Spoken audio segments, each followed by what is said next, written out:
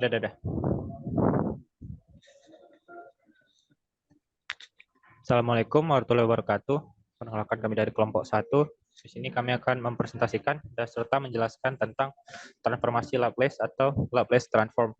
Perkenalkan dari yang anggota kami, saya sendiri Teguh Muhammad Lutfi, dan ada Galih Hiwanda serta Ika Adelia Winata. Langsung saja kita masuk ke pembahasan pertama tentang pengertian transformasi yang akan dijelaskan oleh Ika Adelia Winata. Silakan Ika. Baiklah, pengertian transformasi. Transformasi adalah teknik atau formula matematis yang digunakan untuk mengubah representasi persamaan matematika dari satu representasinya. Transformasi melakukan hal yang sebaliknya.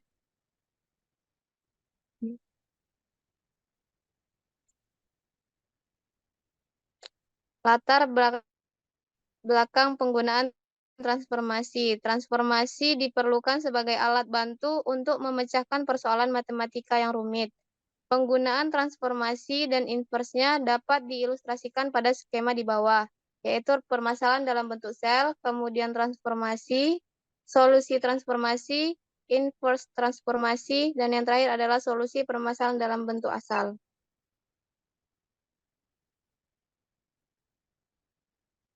Definisi transformasi Laplace atau Fs dari fungsi t untuk t lebih besar 0 adalah Fs sama dengan L dalam kurung Ft sama dengan integral E pangkat minus St Ft dt. Transformasi Laplace digunakan untuk mengubah fungsi Ft yang berada dalam kawasan yaitu T ke kawasan S. Solusi didapat dengan mengubah persamaan diferensial yang merupakan fungsi waktu dari kawasan waktu T ke kawasan S dengan menggunakan transformasi Laplace.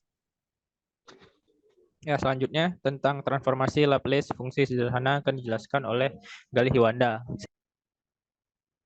Ya, kemudiannya yaitu transformasi Laplace fungsi sederhana. Berikut ini adalah transformasi Laplace dari beberapa fungsi. Yang pertama itu konstanta.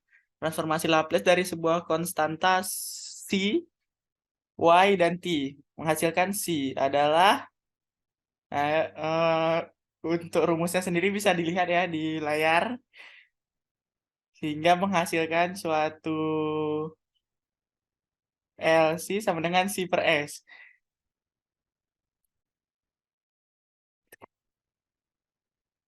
Yang kedua, konstanta Y dalam kurung T menghasilkan T.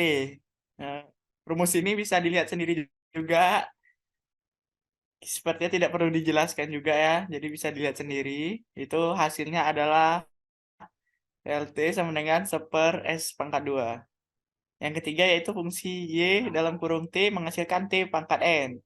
Sama seperti sebelumnya, rumusnya bisa dilihat sendiri di layar.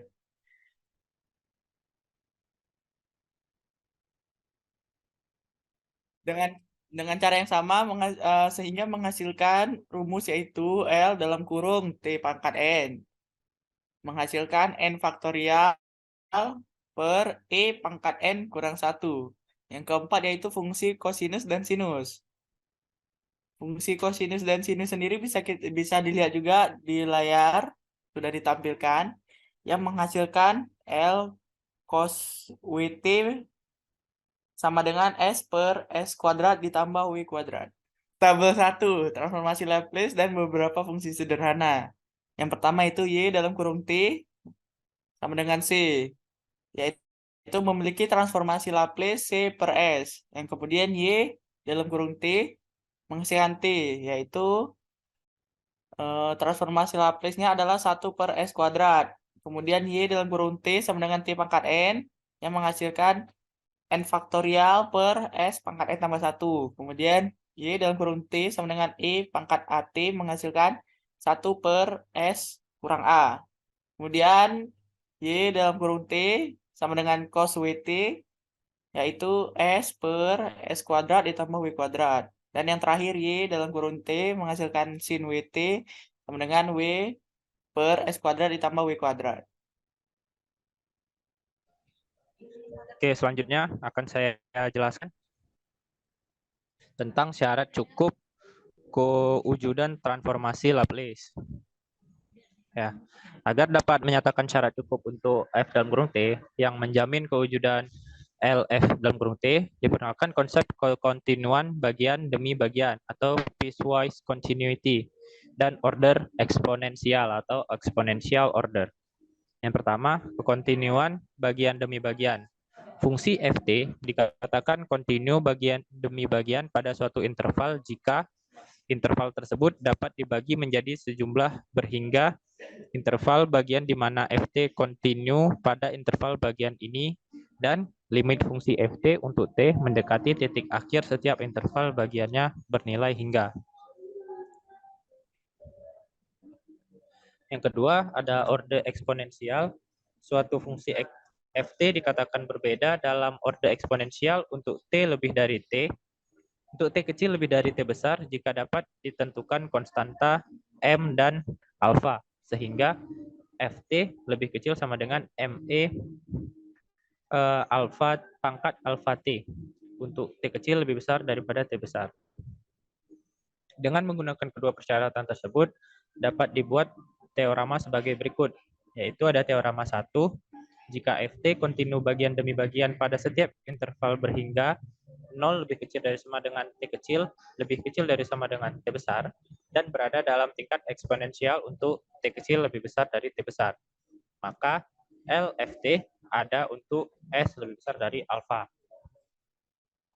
Kemudian teorema 2, jika ft memenuhi syarat teorema 1, maka limit S menuju tak hingga LT sama dengan limit S menuju tak hingga LF sama dengan 0.